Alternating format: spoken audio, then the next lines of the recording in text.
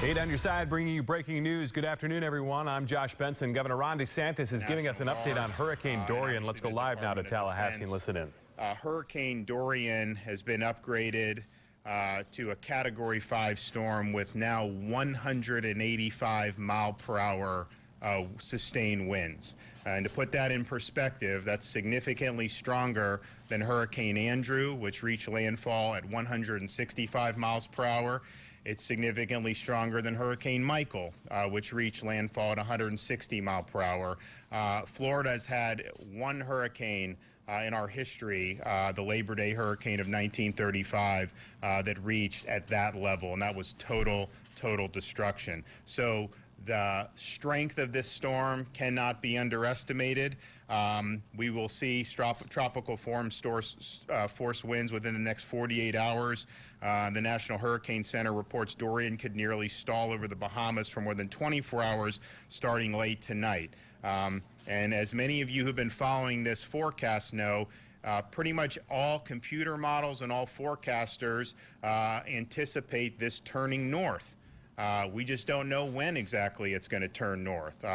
It could turn north. Obviously, we want to have that turn as quickly as possible to minimize the impacts on Florida. But if you look at the forecast, it absolutely could impact the coast and turn once it hits the coast. And so we've got to prepare for that eventuality. A hurricane watch has been issued for the east coast of Florida from north of Deerfield Beach to the Volusia-Brevard County line. A storm surge watch has also been issued for those same areas. A tropical storm warning is in effect for north of Deerfield to Sebastian Inlet. Bottom line is you're going to see these watches and warnings increase on the east coast of Florida.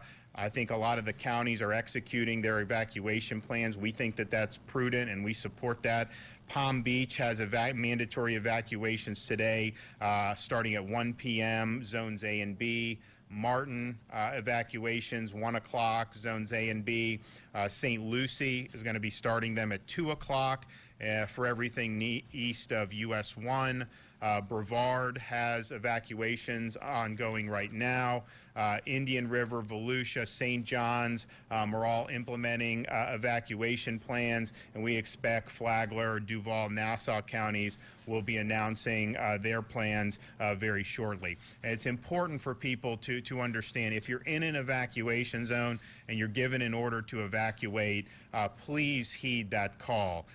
This storm at this magnitude could really cause massive destruction, and do not put your life in jeopardy by staying behind when you have a chance to get out. And you still do have time to prepare yourself and to make sure that you and your family are safe. In terms of the evacuation routes, I've directed our Secretary Tebow to suspend tolls on the Florida Turnpike, Alligator Alley, Sawgrass Expressway, and the 528 Beach Line in Central Florida. And then after doing that, I received a request from Orange County Mayor Jerry Demings to suspend tolls for the East-West Beltway around Orlando, State Roads 417 and 429. I have granted that request. We are monitoring traffic, and the shoulders are ready to be open if need be. Right now, the traffic is relatively stable, and so use the normal lanes. If we end up having backup, then those shoulders will be open. But of course, you know, the shoulders bring with it some safety concerns as well. We're continuing to monitor the fuel situation. There are not currently fuel shortages, and I think you've seen a decline in demand for fuel in Miami-Dade based on the change of this cone. We don't have any bridge closures planned at this time. The Coast Guard makes decisions on that based on the wind speed. So the bridges will remain open for marine and vehicle traffic as long as they can safely be open. And obviously that situation is going to continue to be monitored. Fort Lauderdale, Hollywood International, Palm Beach International, Orlando International airports are all currently open. They are monitoring the hurricanes and are going to keep their customers informed. Orlando Melbourne International will close on Monday evening.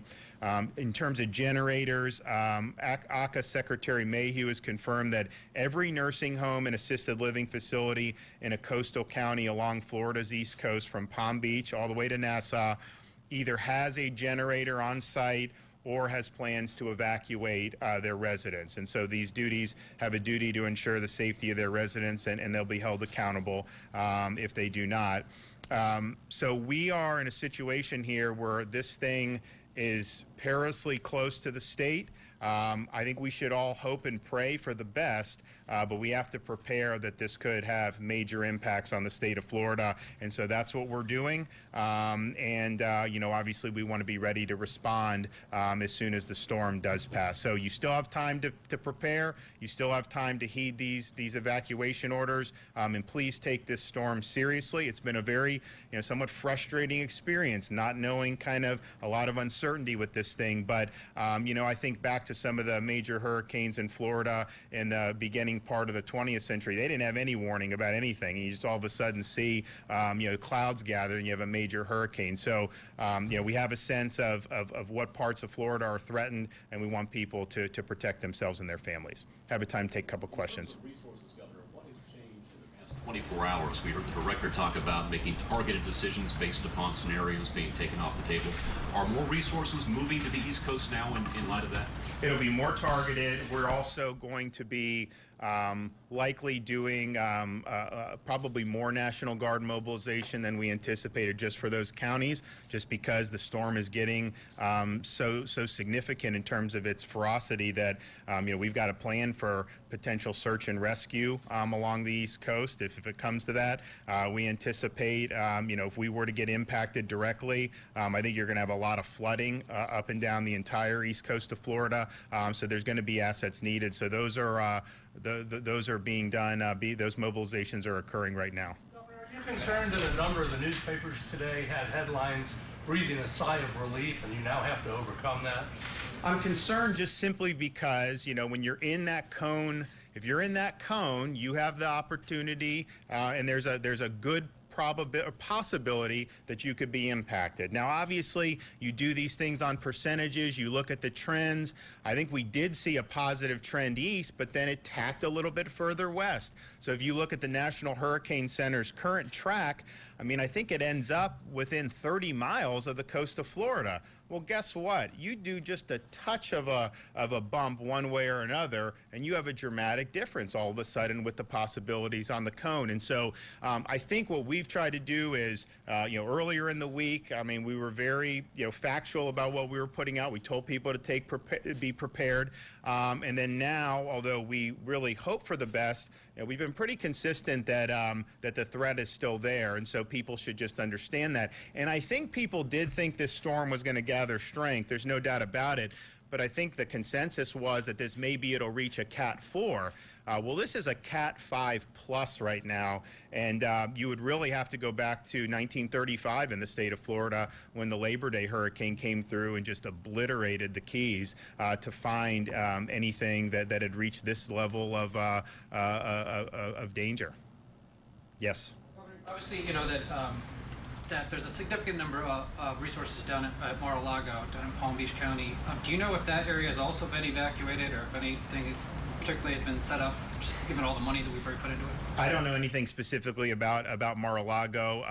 I do know, obviously Palm Beach County's evacuation zones are more of the east of the Turnpike type things, and so you would get a lot of the Palm Beach Island and some of those other areas. I would say when you're talking about Palm Beach and Martin County, there's a lot of those coastal residents who aren't in Florida year-round, and I think there'd probably be a heavier population if this was in October rather than at the end of August, beginning of September.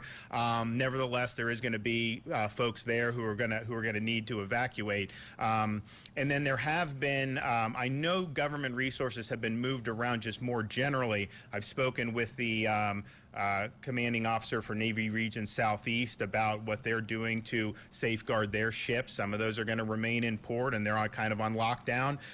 That is kind of typical with their procedures, although I don't know if they've ever gone through a storm of this magnitude where that to be directly impacted. So there are assets being moved around. The Coast Guard was on the call with the president, And they made it very clear that they're going to be able to respond, immediately after this storm passes. And so that is obviously something that's very, very important to us. Because since we don't know the exact path, I mean, the amount of destruction could vary. But I definitely would anticipate. I mean, if we get hit with this, you're going to have a demand for search and rescue. I mean, that's just going to happen.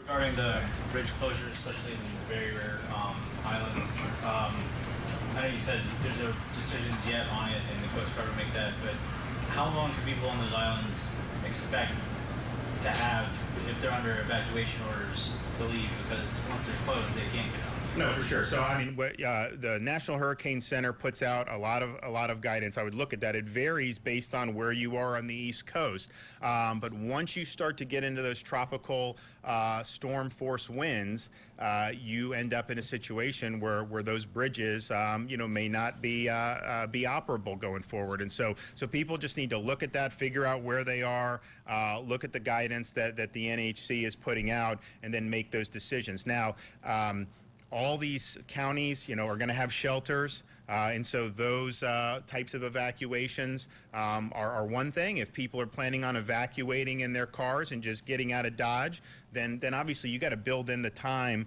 to be able to do that. I did the tolls not only on the Turnpike and some of the places going north, but obviously going west, because I think if you're in Palm Beach and some of these counties, you may find that route to make more sense going to the West Coast. And given how the cone is moved, that probably would be a sound decision. So people just need to do that and heed the calls, but make sure that they're prepared. If you're in a place like Duval County or Nassau, obviously there's going to be some type of guidance issued, but you should just be prepared that if you've had to evacuate in the past, you may be called upon to do it again. And so make those preparations now so that you can do that as smooth as possible.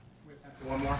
Are you guys looking at any other major highways or roads that you guys are considering just putting poles on? We basically suspended all of them that would be evacuation routes from these affected counties. Now, Mayor Demings asked us about the Orlando. That's fine. So if there's other maybe smaller toll roads that people have a request for, we'll obviously look at that. But we've got Western, Northern, Turnpike, and 75 that we've suspended. And obviously, as long as there's evacuation orders, that's going to be something that we're going to continue to do. So we're going to be monitoring this thing, and people should remain vigilant, and let's hope for the best, but let's just be prepared and take the steps necessary so we can protect everyone. Thank you.